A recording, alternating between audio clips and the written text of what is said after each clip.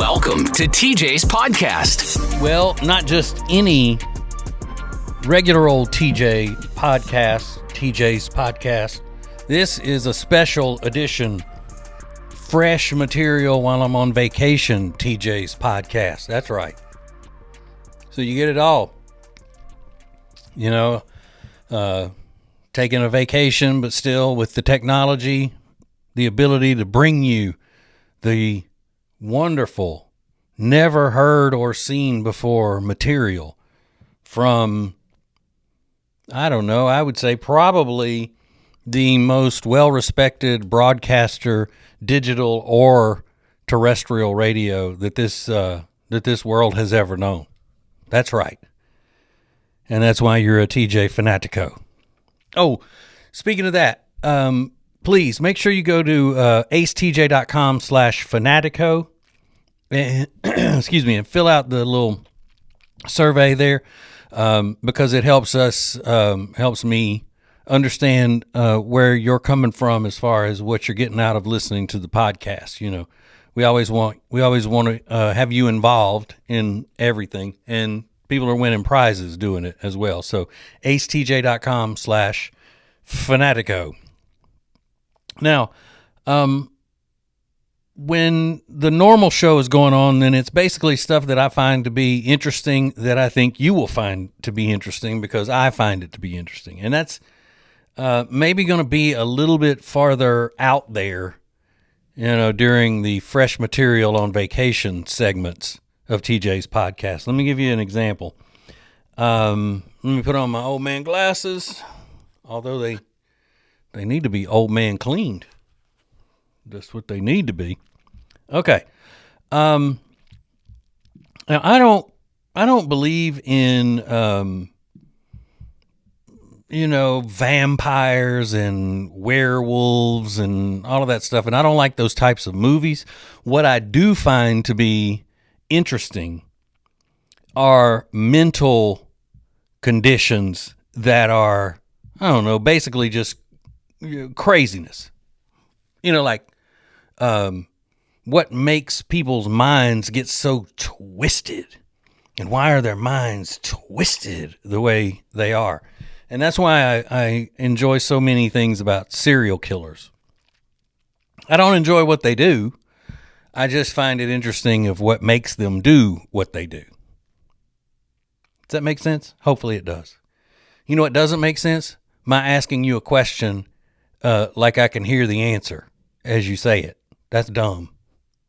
I'll try not to do that anymore. So there is a doctor in Great Britain named Dr. Sharpless. Now, I know that sounds like a joke. We're talking about a psychologist whose name is Dr. Sharpless. His name is Brian Sharpless. And he talks about these psychological disorders in this article in the Daily Star, where he says the same thing. He said, I don't believe in the old school Dracula, rising up out of a coffin and going to suck blood and all that. But he has dealt with patients, and he's done case studies on people who believe that they are that type of vampire. You know, the mind can do terrible things to a person sometimes. So, this is called Renfield syndrome. Now, what Renfield syndrome is that it's a desire that some people have to drink blood. And it's not for nutrients. It's they want to drink blood for pleasure, like sexual pleasure. I know. Crazy, right? Hold on, this is driving me nuts. I got to wipe these glasses off. But yeah, people who actually get like a sexual pleasure out of drinking blood. Now, I'm not real sure if it's only human blood that gets them that way or if it's animal blood or what. Hopefully, they wouldn't know what kind of sexual pleasure they get out of drinking human blood, because that would mean somebody had been died, and we don't want that. Right? We don't want to think about that. Actually, I don't want to think about a person drinking any kind of blood. Like, I don't even eat rare steaks. I mean, I know a lot of people get all, you want to burn a steak, but I don't care. And I know what's coming out of a steak's not blood. I get that.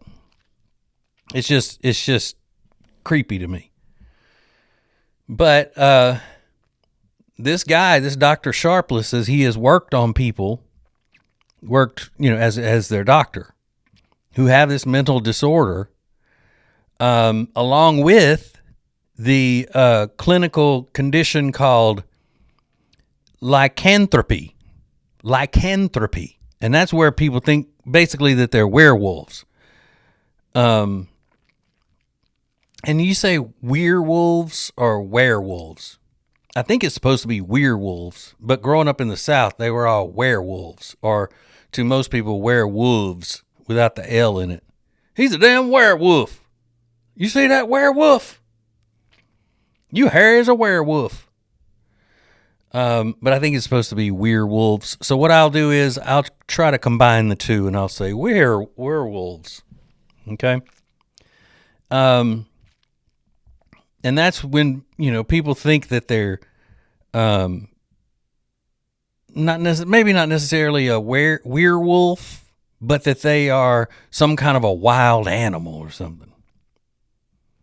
And then there are other people who think that they are zombies because they feel like they've already died and their organs are rotting inside of them and all of that. So they walk around thinking that they're zombies. Now, these people are not really these things, okay? Now, I've had an encounter with someone who was high on bath salts one time when that was popular. I don't know if everybody's old enough to remember this, but it was just a few years ago. People were taking bath salts, is what they called it, to get a certain kind of high, and then they were acting out these zombie type behaviors. Like you were hearing these stories about homeless people on the street getting, somebody coming along that's just out of their minds, high, and biting their heads and trying to eat their face off and stuff like that. Well, this guy wasn't in that kind of condition, but he was high on bath salts and out of his mind and everything. And he was terrorizing a little shopping center area, and I had to take him down and hold him until the police got there, which was about 25 minutes. But I dealt with it. I counseled him more than anything else. Well, counseled him and then physically held him on the concrete. But basically, I'm a superhero, and I'm sure if you've listened to any of our productions over the past 10 years or so, you've heard the story and have been amazed by it, be that as it may. So when people go around saying that they do believe in werewolves and vampires and zombies and all of that,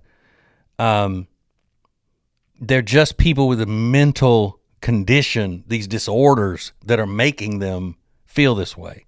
They're not actually vampires.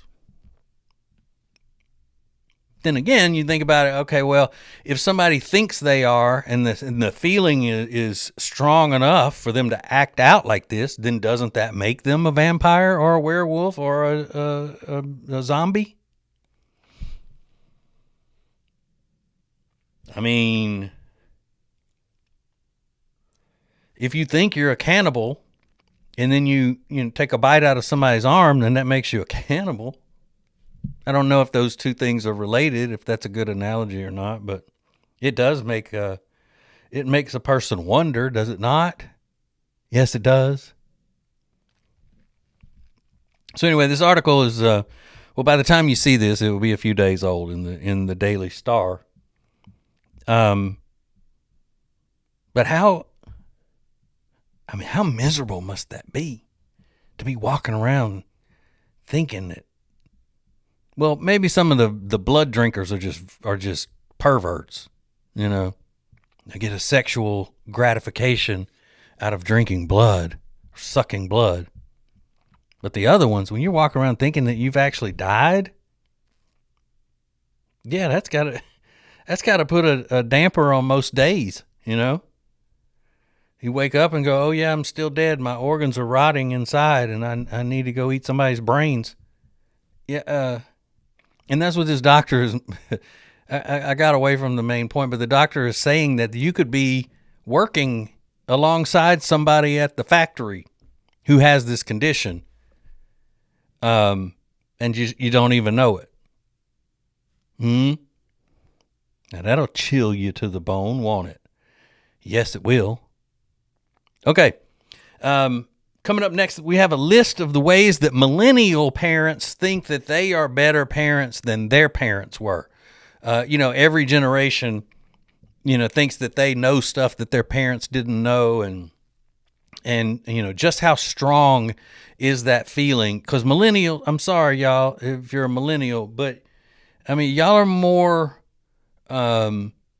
arrogant, I think, than other generations have been when they were, a younger generation. I don't think except maybe the baby boomers, because they were a bunch of hippies. That's where the hippies came from, is the baby boomers. So anyway, we'll break it down and I'll have my analyses of it coming up next. TJ's podcast. Our friend, the world famous Richard Toccato is here with us. And thank you so much for reaching out to Richard. He's telling us all the time about how many listeners are reaching out and saying, hey, show me about that refi, and let's do some stuff like that. That's the way he put it, though. Show me about that refi. Show me about that refi. What you got about that refi? The cool thing is as Ace has said, we have a lot of options, and we have I'm doing refinances for people. We have people down in Greenville, North Carolina. We have them all at the beach at South Carolina. We have them in Charlotte. And the main thing is to refinance, make their finances better, take the stress of every month. If I save them $700 a month, $800 a month, it's a big deal for them. Yeah, it's a real big deal. $700 a month. That's fantastic. And again, we've talked about this before. Richard's a broker. That's how he gets more options than a bank. He can do more. Just go to homewithrichard.com to get started. Homewithrichard.com, the Richard Toccato Companies. Hey, it's Ace, and for a long time, we've told you about Neogenics, Charlotte's most trusted stem cell clinic, and how phenomenal a job they did helping me with my left wrist. Well, this is Neil. Neil Simler is a member of the Ace and TJ Radio family. Neil, you took the free consultation to have them check out your elbow and talk about what happened just when you went for the free consultation. They were very straightforward and let me know that they weren't going to treat any of my ailments if they weren't 100% sure that they were going to be able to effectively help my issue. And never once were they pushy with trying to get me to spend more money and do the higher end shots. Now 3 months later, how do you feel? I'm 95% better, if not 100%. It's just been one of the best decisions I've made. Do yourself a favor, get out there as soon as possible. Set up your free consultation today at acetj.com/neogenics. It's Neogenix. Neogenics, Charlotte's most trusted stem cell clinic. Our nation's second president, John Adams, always slept on the left side of the bed. He believed this would increase his chances of having positive dreams and a more successful next day. That's why every mattress we sell here at Sweet Dreams Furniture and Mattress includes a left side. And for those that prefer waking up on the right side of the bed, our mattresses come with one of those too. This President's Day, you can save up to $500 on Tempur-Pedic sets. Only at Sweet Dreams Furniture and Mattress. Back to TJ's podcast. Hey, Fanaticos, welcome back. I forgot to say this in the beginning. Well, first of all, happy Good Friday. If it's not Good Friday, then that's not my fault. It's Tech D Rob who put it in wrong into the machine to play into your machine, because I recorded this to be played on Good Friday. So happy Good Friday. Hope everybody has a great Easter weekend. As Christians, it's our holiest of holidays, Easter is. And that's why Ace and I have always taken this time off to recognize it, and as opposed to other holidays that don't mean as much to Christian people as Easter should. And then the other thing is, I know I'm in front of the flag background, which is my political show. And I know people are, the quote unquote non-political people, which means people who are afraid of, my opinions and people like me. I said it's not going to be a political show. It's not a political show. I'm doing it from my house just to make sure that you got fresh material while we're on vacation. And this is the best setup that I have in my house. The other setup is what my wife and I do for our podcast called TJ and Jody's House. It's on Mondays when that airs for the first time of the week. This is just because this is my office in the house. This is my office / puffy couch room / TV watching, nap taking room. And this is just one part of the room, and it's an easier setup and all, and I just had to do it. So if you're watching on the video and you're freaking out because I'm in front of the American flag, and not because you don't like the American flag, because you think it's the political show. It's not the political show. I mean, I would never talk about vampires and werewolves for 10 minutes on the political show, which is what I did in the first segment. So there. Now, got this list, and it came out the other day from a site called Good to Know. And it is a study that they've done where they found out that 3 in 4 millennial parents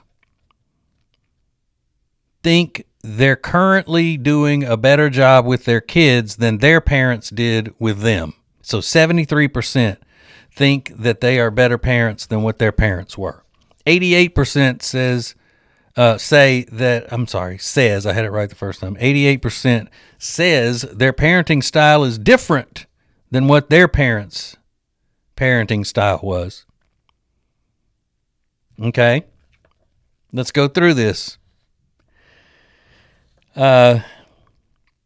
So the things that the parents of today are doing differently. The millennial parents are doing things differently than their parents did, which would have made their parents baby boomers. Now, not all baby boomers are bad. I'm just saying that there used to be a time, like I'm a Gen Xer. I'm from the Gen X. And I grew up thinking that old people, like my grandparents, were awesome. I thought that my grandparents were so smart. I was taught to really pay attention and not just respect older people, because, I mean, that's one thing. You can respect them and think that they're dumb. Or you can respect them and think that they don't, they just don't have a clue about what's going on today. My generation wasn't raised to be that way. Okay?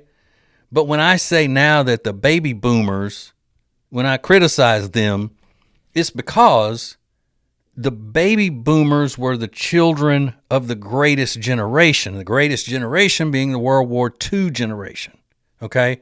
And so their kids were the first ones in U.S. American history that didn't have to worry about where their next meal was coming from. They didn't have to worry about how they were going to wear clothes to school. They were the first generation to have to invent problems for themselves. They were the hippie generation. Their parents, they were called the greatest generation for a reason, because they sacrificed and they went over there and whooped the hell out of Hitler and everybody else so the world could be free. Right? So they made, with the Industrial Revolution, they made things in U.S. America easier for their kids than at that time that any other society, any other generation had it. Okay? So that's where the drugs start coming in, and that's where the I hate my country started coming in, and that's where the selfishness that the hippie liberals had. Okay, it's not political. I'm just telling you, it's history lesson.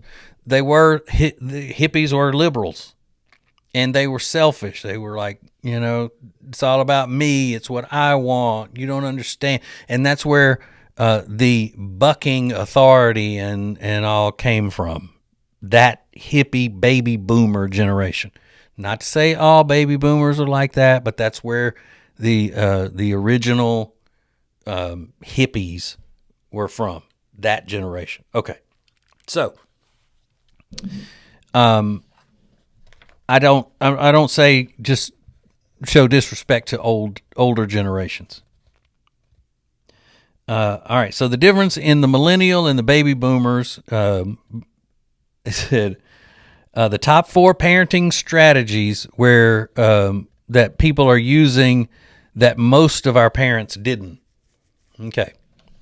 Now, this is written by a millennial, obviously, or they wouldn't have used the term we're and our. Okay. Number 1, gentle parenting, a style that, quote, guides children through the decision-making process without the parent setting demands or rules. See, these are things that millennials think they're doing better as parents, okay? That doesn't sound better to me. Then again, I'm not a millennial. I'm a Gen Xer who knows more than millennials know, okay? Number 2, where we get advice. That's different. 24% have gotten parenting advice from social media. But other than that, it hasn't really changed that much. It's only the 5th most trusted source for advice behind family, other parents, friends, and parenting books. Okay, that one's not so bad. All right, here's one that is going to cause a little bit of friction between probably you and me. Number 3, being open about mental health. See, mental health is a term that gets thrown around in just this wild, broad sense. Now, earlier I was talking about mental health, but I'm talking about mental health of people who think that they're vampires, who get sexual satisfaction out of drinking blood. Okay, that is dealing with mental health. That's bad mental health. Bad mental health. But because of a transition in the way the mental health industry has been marketing itself for years, everybody is conditioned. Everybody under the age of 40 is conditioned to think that every person in America, or nay, in the world, should be in some sort of therapy or on some sort of medication, because it has been beaten into the heads of people under 40 that everybody has problems. Even if you're happy and you consider yourself to be well adjusted, you could always be better. Things could always be better. So what happens is that you end up going into therapy, or your kid does something that you don't understand. Boom, it's therapy. Boom, it's medication. Boom, I got to go to therapy now. Boom, it's family counseling. Boom, and I'm not saying that you don't need it all the time. I'm saying you don't need it all the time. Every person doesn't need it. But mental health professionals make a lot of money now that they didn't make back then. They're a lot more wealthy now than they were back then.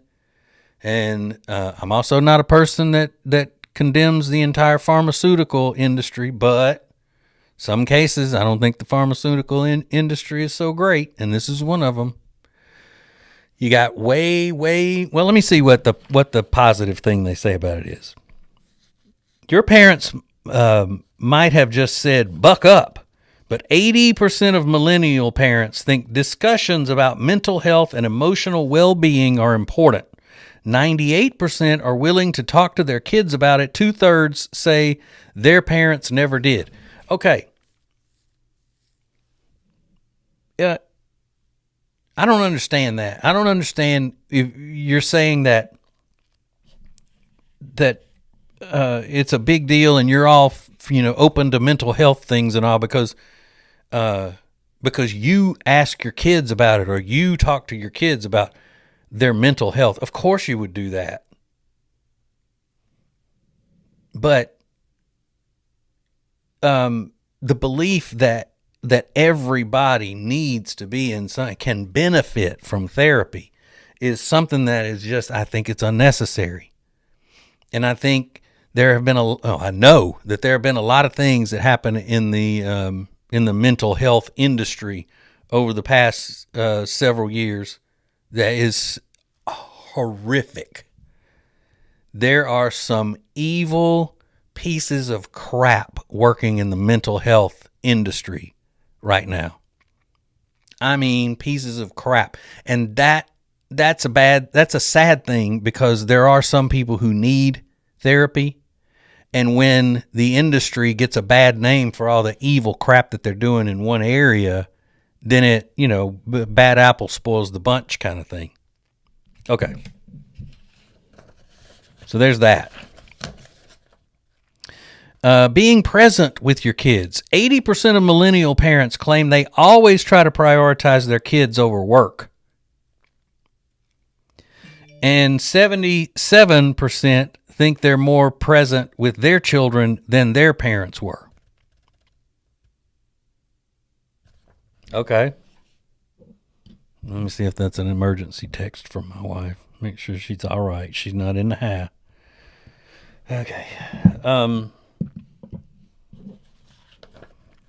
Okay. So being present.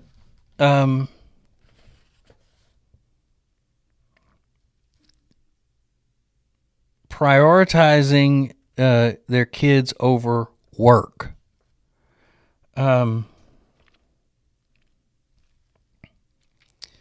It depends on the situation,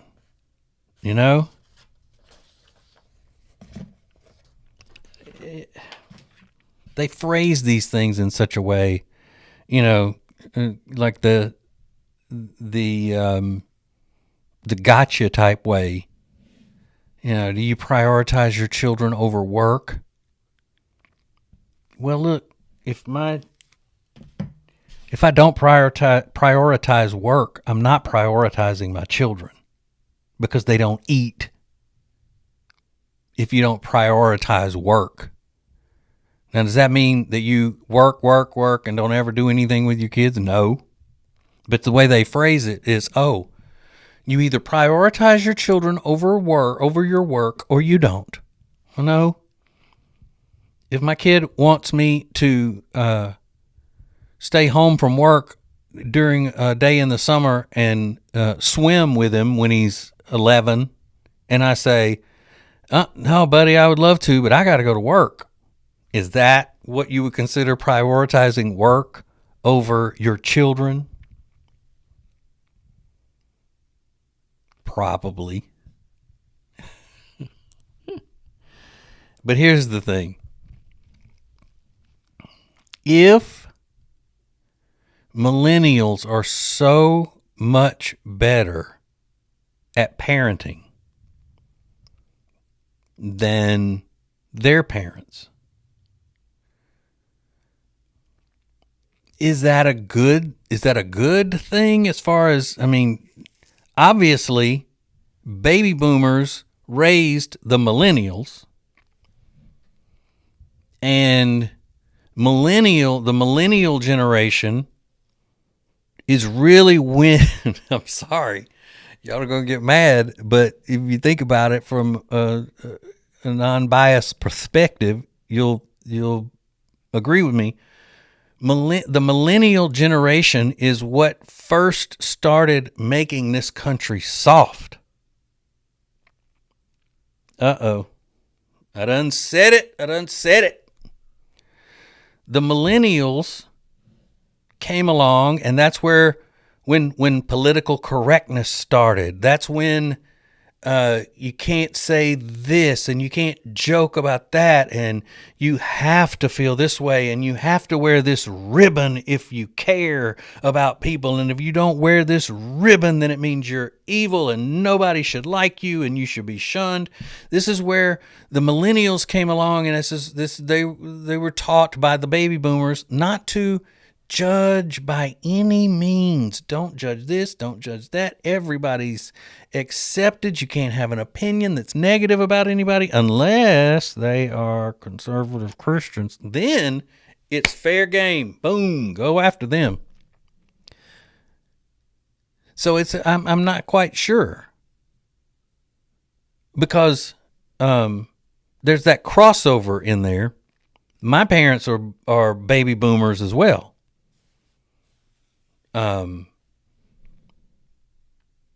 So I guess with the upper end of the millennial generation, which would be around 42, some of that was still happening where, you could still make jokes as long as they weren't malicious. That's where you could, feel free to have a conversation without worrying about somebody pouncing on every word you say and making you out to be an awful person. There was still discipline in schools, and I'm not talking about spankings and stuff like that. The teachers at public schools were still, for the most part, normal people. A lot of them now are not. I don't know. It's interesting, though. It's interesting how society does change with the different generations, and the position that we're in now in as a culture, I think is just, it's rotten, absolutely rotten, scary, rotten. We're not as free of a country anymore as we once were, as we were 20 years ago, even. Okay. Maybe you are a better parent than your parents. My parents got in a huge fight Easter Sunday about dyeing eggs the wrong way, or, things like that. No, my parents did just fine. I mean, look how I turned out, right? All right, if there's anybody left listening, then we'll do more next. More of TJ's podcast is coming up. When it comes to losing weight, sometimes you don't even know where to start. You know that it needs to happen, but you need some help. Well, you start by going to acetj.com/weight loss and ordering Calitrin. Calitrin is scientifically proven to help you lose weight, and it is not a drug. It is not a drug. Repeat that. So here's what you do. You go to acetj.com/Calitrin, order 3 months, and then you'll get 3 months free. 4 months, 4 months free. That's how it works with Calitrin. Winter is here, which means you're just going to stay inside and not do anything fun and exciting, right? No, that is wrong, because this year you're going to go to acetj.com/Gaston and see all of the incredible things that you can do right now in Gaston County. Everything is laid out for you, from things to do, to restaurants, to bars, to shopping, to unique weekend activities. And we'll get you ready for the spring and the summer with a list of all their great festivals. Find all of this and much more at acetj.com/Gaston. If you're so frustrated because you're having to run around all the time, you're so busy, you feel like you're not getting your family something great to eat, then you need Culver's. It's the perfect thing for you. Always made to order, fresh, hot ingredients all day, every day. And not only do they have the freshest ingredients all day, every day, but they are a part of the community. They're proud to be a part of the Indian Trail community, where they're under new ownership. Belmont, University area, Salisbury. Make them a part of your daily routine. Make it your new neighborhood spot. Short waits for the freshest food in town. Get details at acetj.com/Culver's.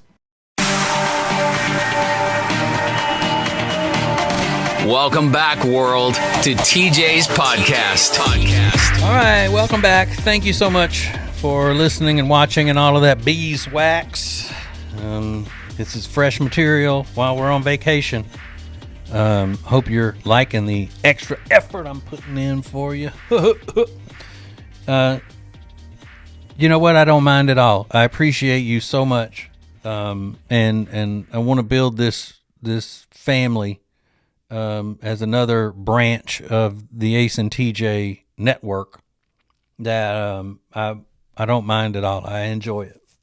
And if you would, please go to acetj.com/Fanatico and fill out the little survey thing there. Just let us know what you think, what your where your mind is, and all that. You can win some prizes. I mean, if we have to bribe you to do it, then so be it. So acetj.com/fanatico. Hey, we'd love to hear from you. We sure would. Hey, side note: there's a guy on the American version of Love on the Spectrum. Which, if you've never seen Love on the Spectrum, it's a Netflix documentary series about adults who are on the autism spectrum and they're trying to find love. It's incredible. It is incredible. If you have a soft spot in your heart for anything, you'll enjoy this. They have an Australian version and an American version, and they also have a version called Down for Love, which is adults with Down syndrome that they're trying to find mates for. So anyway, there's a guy on the American edition of Love on the Spectrum, and he's from San Francisco, and I think he's got a lot of money. His dad, I think, was really wealthy. But anyway, he's so sweet, and everything is just amazing to him, and he's got a great voice, and he'll go, "Oh my goodness, oh my, thank you for sharing that. Thank you for sharing that with me. I am so proud to know you." So I have fun with his voice all the time.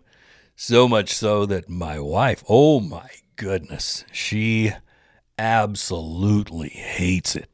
Oh my. So I can't do it around her. I'll do it around you.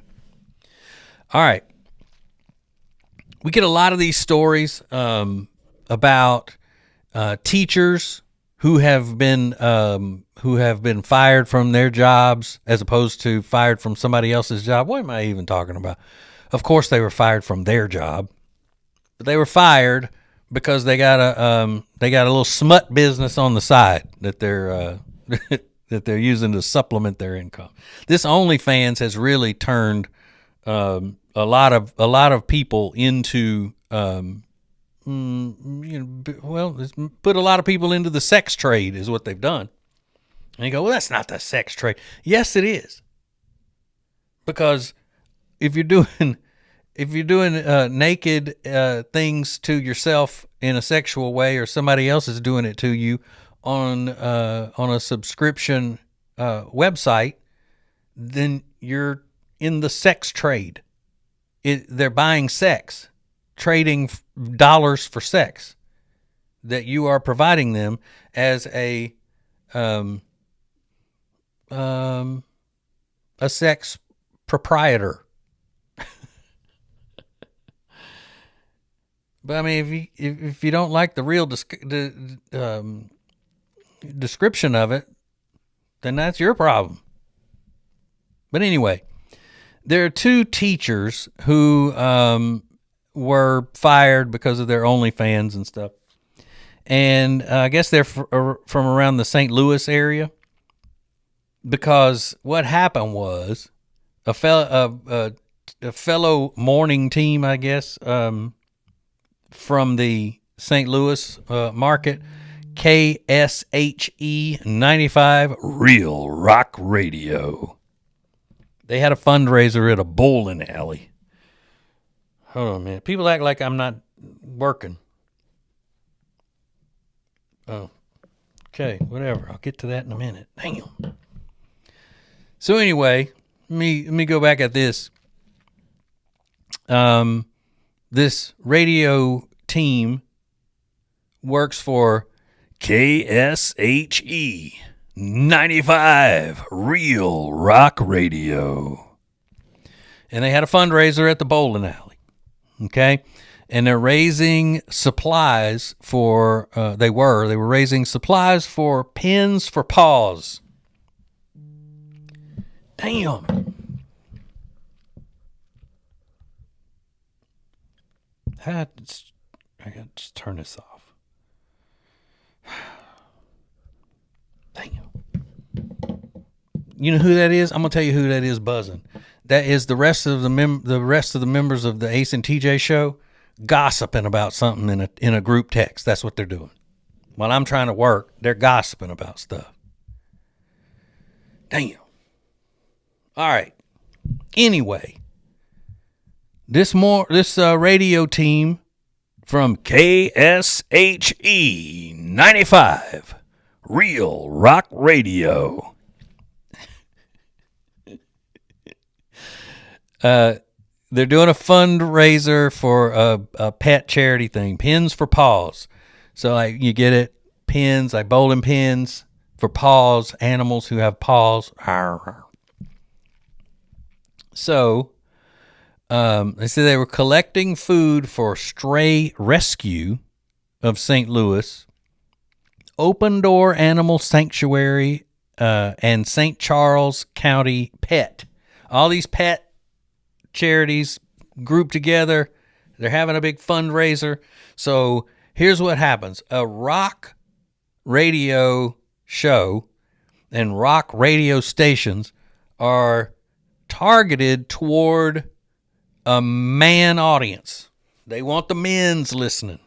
Now, if they're playing more modern rock, newer rock, then they're trying to get an 18 to 34-year-old man listener.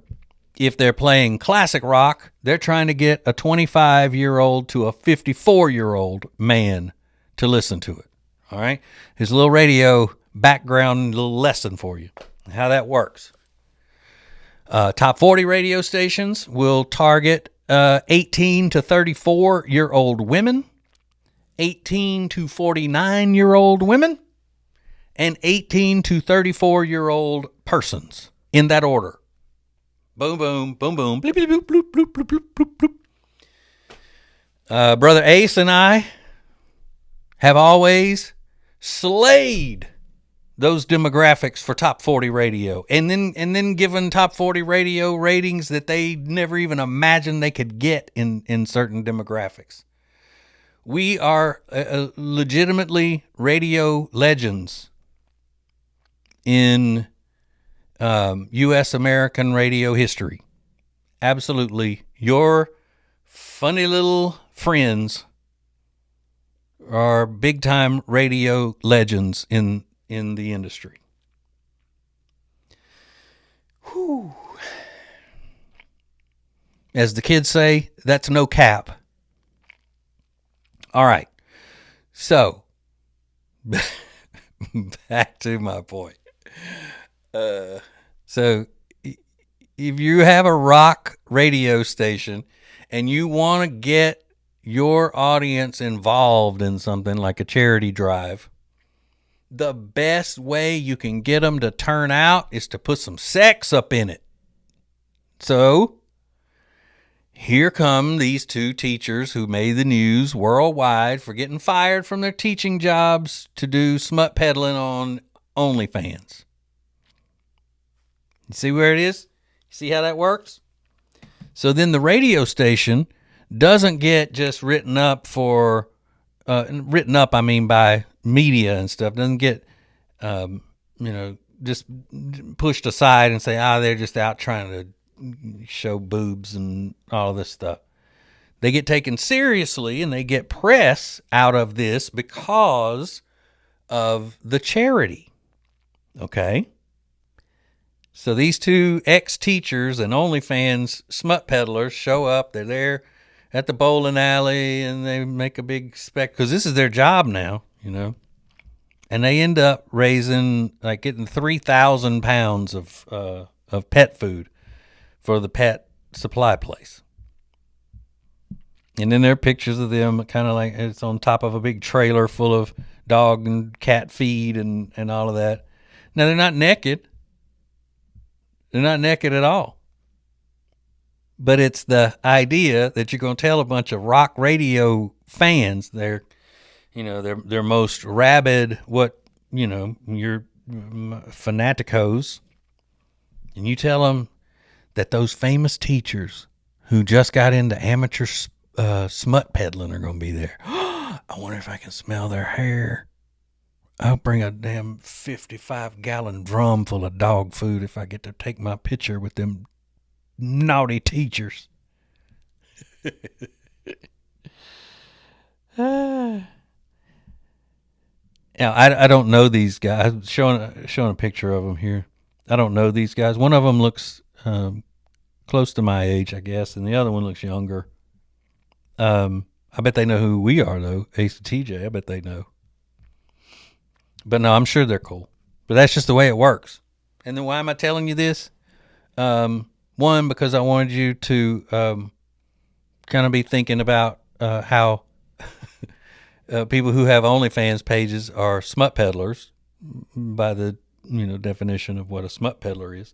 And the other is just to give you a little insight into the way radio works. That's always interesting to people. But they used to be the thing they would say whenever it was a joke that too many men would make because they thought it was a fresh joke when it wasn't. Is whenever they would have a daughter, they'd say, "Oh, my only job is to keep them off the pole." In reference to a stripper pole, I think Chris Rock was maybe the first, big time comedian to make that joke in a special or something. Just keep them off the pole. Keep it off the pole. But now I would think that even if you're, I'm just saying, if you're not that type of an open spirit person where you wouldn't care if your daughter is a stripper or whatnot. If you're, a regular dad who, doesn't want his daughter to do nasty, dirty things, I don't know whether I would rather find out my daughter is a stripper somewhere or does OnlyFans.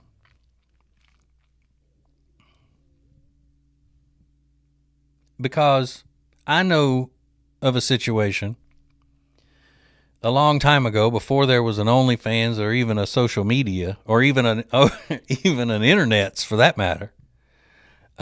This girl from a small town grew up, moved off. She was kind of a wild child in high school.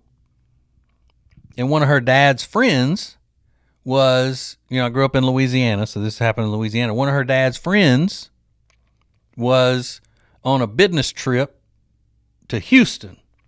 Now, it used to be, before porn was in everybody's hand, it used to be where these businessmen would get together at conventions and things like that, and what they want to go to a strip club. Well, you go to a big city like Houston back in the 80s, or like late 80s or whatnot, then they've got to go to a strip club. That's where they're going.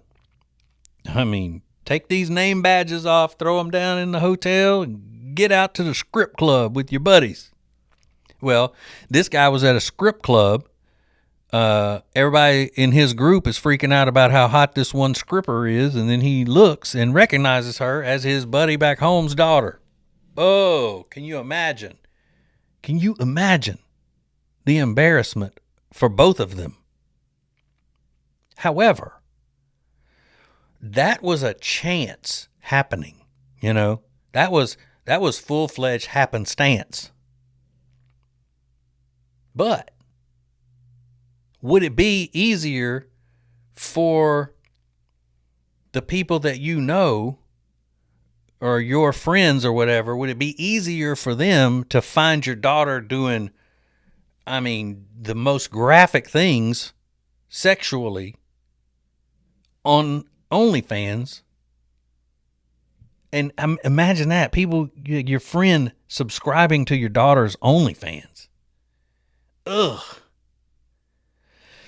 So I think the new joke should be, I got a daughter, my only job as her dad is to keep her off of OnlyFans. Which that may be a joke now. I don't know. I don't get out much. But you know what else I always think about? Because I have a daughter who's 23.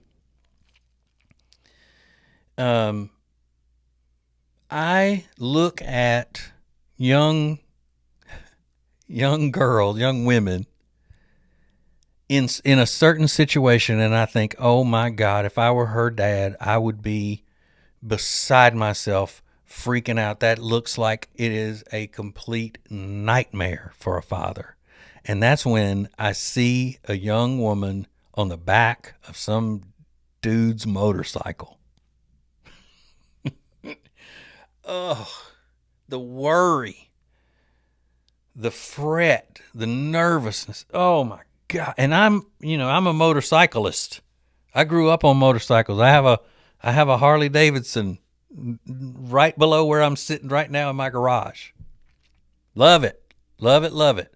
And I throw my pretty wife on the back of that thing and take off. But I cannot imagine my daughter getting on the back of somebody's motorcycle, especially a sport bike. Oh, God. You know, their boyfriend wearing one of those helmets that looks like it's got a mohawk on it. Ugh. That makes my heart hurt just thinking about how much I would worry. That's an old man talking right there. I'd much rather see, well, I don't know. Yeah. That's a hard one. I guess I would rather see my daughter getting on the back of some dude's sport bike and riding off than to know she's a stripper or OnlyFans. Yeah. Because that way, all I got to do is worry about bodily injury and stuff. This other way, it's just so many things. I don't even know. And she wouldn't necessarily be safe either, physically. God. I have a friend who's 41, pert near 42. And her dad told her when she was little that if he ever found out that she was on the back of somebody's motorcycle, he would disown her. She's 42 and never been on the motorcycle. Not even mine. She's my friend. I'll take her. I'll take you down the block, just around the block in the neighborhood. Nope. I don't want my dad to find out. And I'm the same way. I would never, ever, ever want that. I don't know why my father-in-law puts up with it. Seeing his pretty daughter get on the back of my motorcycle. He knows what I'm capable of, and he still allows it to happen. Okay, there you go. Vacation, fresh material. Maybe it's not as much as you wanted it to be as far as quality, but it's all I got, and I'm putting in the effort. What do the kids say? I'm putting in the work. So, we're in this together. Thank you for watching and listening and doing all that business. Love you. Bye. Serving the world. It's TJ's podcast.